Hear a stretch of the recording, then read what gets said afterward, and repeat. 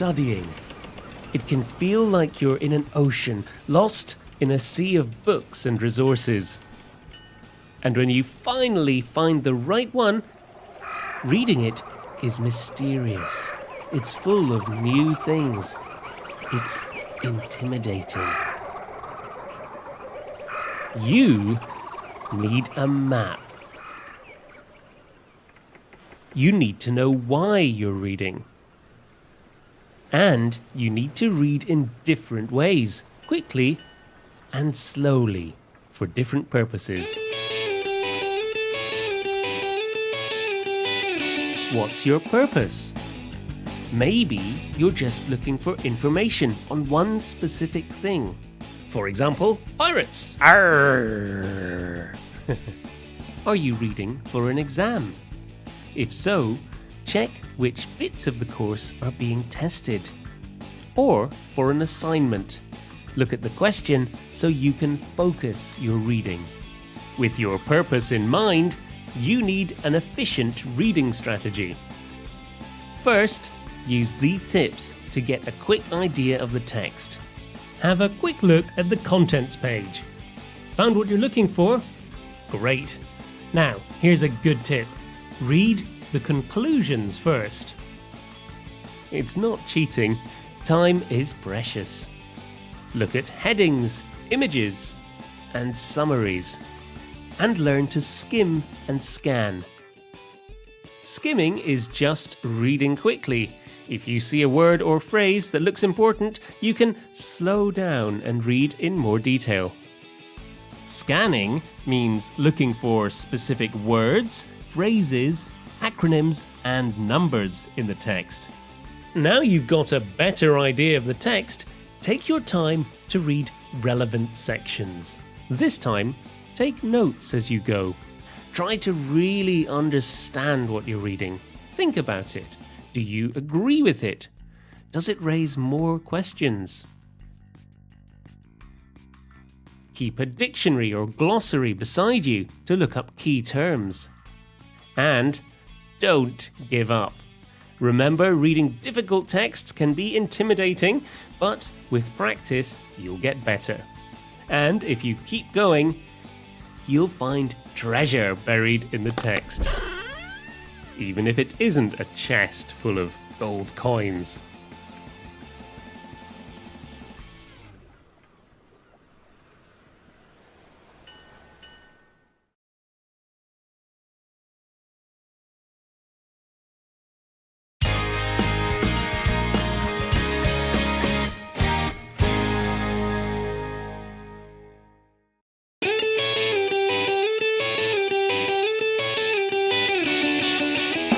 Do you wish you could study more effectively? In this video, we're going to... Hi, Mum. Yes, just filming a video. Yeah, can I call you in an hour? Okay. Yeah, sorry. Bye. Where were we? Yes, studying effectively. Dealing with distractions is just one thing we need to do. Yes. If you want to study well, you need to manage your time. How to do that? First, you need to ask yourself 3 questions. What your commitments are, what your study goals are, and how you work best. Let's start with the easy one. What are your commitments outside study? What about work? Family events? Childcare? Or travel? Write down when these are and how long they take. You can do this for the whole year or a shorter period. Now you know how much time is left for studying, but is it enough? That depends on your goals, which is point 2. Do you want to pass the course or get a specific grade? How much will you need to do in order to achieve that? Take a good look at the syllabus, exam and assignment timetables, and old exam papers to find out how much you need to do. Sometimes you need to look at short-term goals, for example, this week, today, and in the next hour. take a good look at your commitments. You might need to change some if you don't have enough time. Which brings us to question 3. How do you work best? In the morning? At night? And where? In a library? At home? With music? In silence? With lots of coffee? Or lots of chocolate? Psst. Try to do your most difficult tasks when your concentration is strongest. With all this information, you can make the perfect master plan that suits you. But there's a problem. Distractions. Sorry, Mum. Maybe time to switch off your phone. And the difficult one, procrastination. Why is it that whenever you have a task, everything else appears more interesting?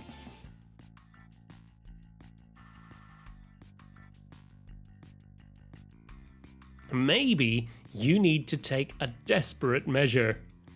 Switch off your internet connection. And if you need the internet for research, you can load pages you need before turning it off. And if you still find it hard, try working in short bursts. For example, 40 minutes at a time. You can also do a deal with yourself. How about, I can eat this lovely chocolate, but only after I finish reading this paper. Hopefully, by now, everything's going great. Now remember, even if you make the best plan in the universe, you still need to be flexible and try to enjoy your study.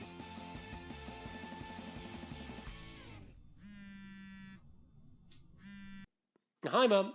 Yeah, just finished filming now, actually. Oh, hang on. Let me switch off the camera.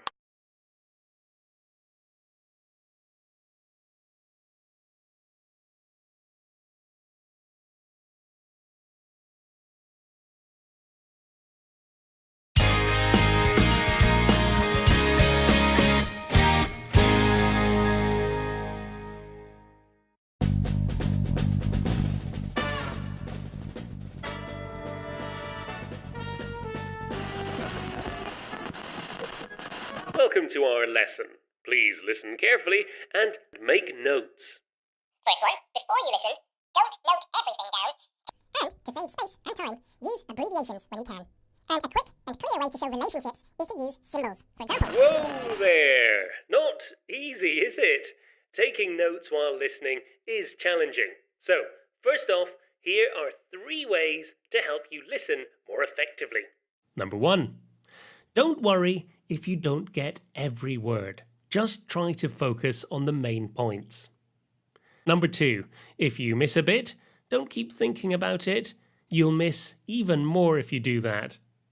Number 3. If it's a video or audio file, pause and replay important or difficult bits. Now, 10 top tips for taking better notes while listening.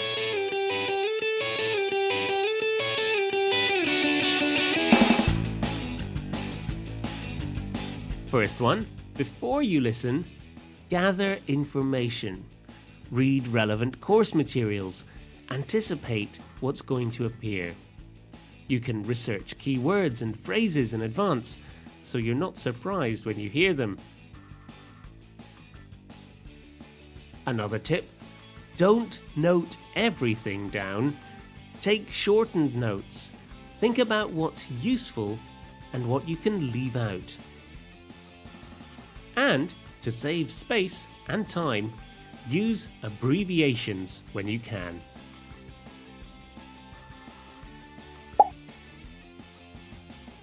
And a quick and clear way to show relationships is to use symbols. For example, equal to, therefore, and arrows. Lots of arrows. In fact, if you really love arrows, you might prefer a mind map. or a flowchart to show how things connect. Or you might prefer to write simple lines of notes. But don't forget, you can use capital letters, underlining, colours, and shapes to help information stand out. Choose the style that works best for you. Whew, by now you're probably taking a lot of notes, but this is important. Leave some white space so you can add thoughts and clarify things later. And while you're listening, a warning. How will you know if you're noting down a fact or an opinion? If the speaker is just giving an opinion, or if the speaker is quoting someone else, make this clear in your notes. Is there a handout for the lecture? If so, you can use this as a basis for your own notes, adding your own thoughts, rather than copying it out. And once you've finished, remember to reread your notes to help the information stick. And rewrite your notes soon after taking them to help them stay in the memory. There we are, 10 top tips. Now, try watching this whole video again, and this time, take your own notes. Good luck.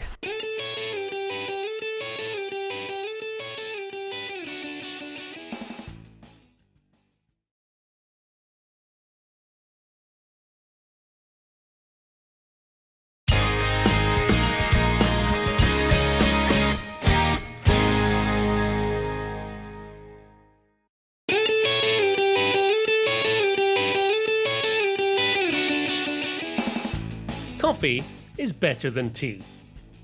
That's an opinion.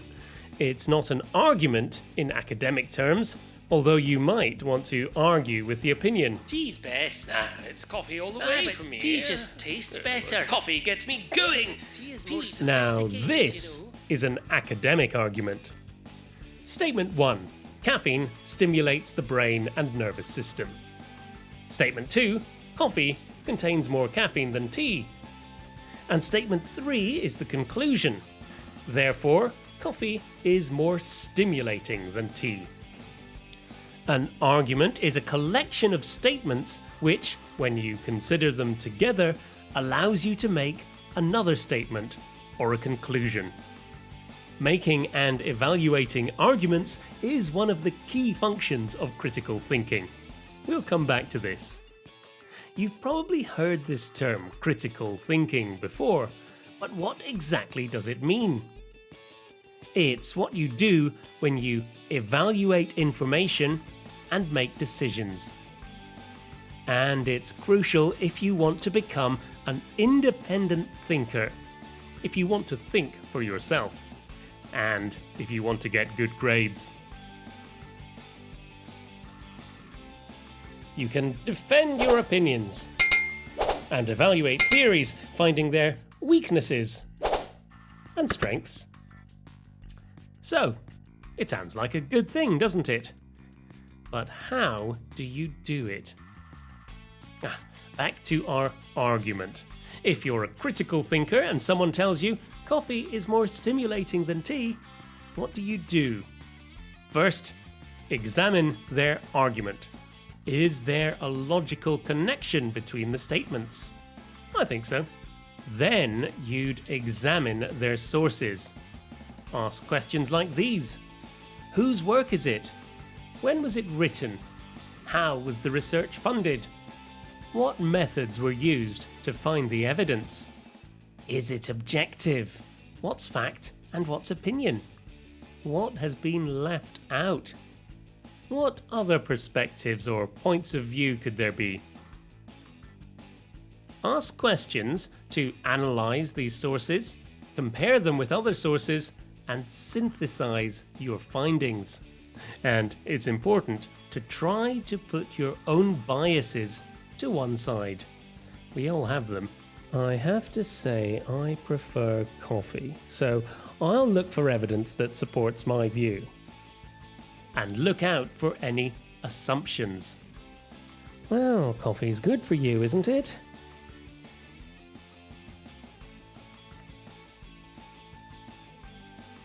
And critical thinking can be applied to more than just reading.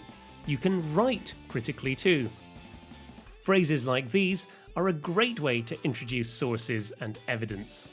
It can be argued that there is evidence to suggest that this supports the conclusion that. So, go out, find out more about this huge topic, and try it out for yourself. Critical thinking is like a muscle. It gets stronger the more you work at it. Of course, you'll need a fully alert and stimulated mind in order to get down to work. Which leaves one question. Which is better, coffee or tea?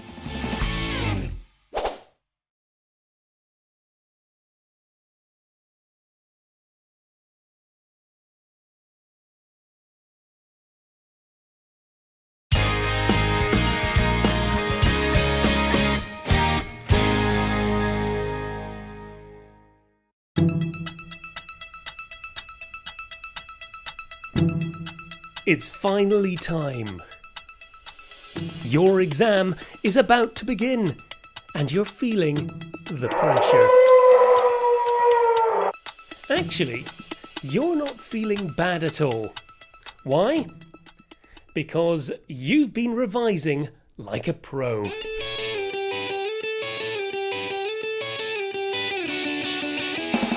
You didn't even need to cram. Instead, you looked at old exam papers to learn what kind of questions come up, to get an idea of the possible topics, to learn the marks available and how long for each question. Looking at specimen answers also helps. And best of all, you did this early in the term, not 1 week before the exam. What else? You made a plan, and you even stuck to it. Well done. And you used a range of techniques just right for you. Here are a few ideas. Go on, pause the video and look them up. You also looked after yourself. You ate well, slept well, and even did fun things between studying, helping you bust stress. Even if you did procrastinate a little. I said a little.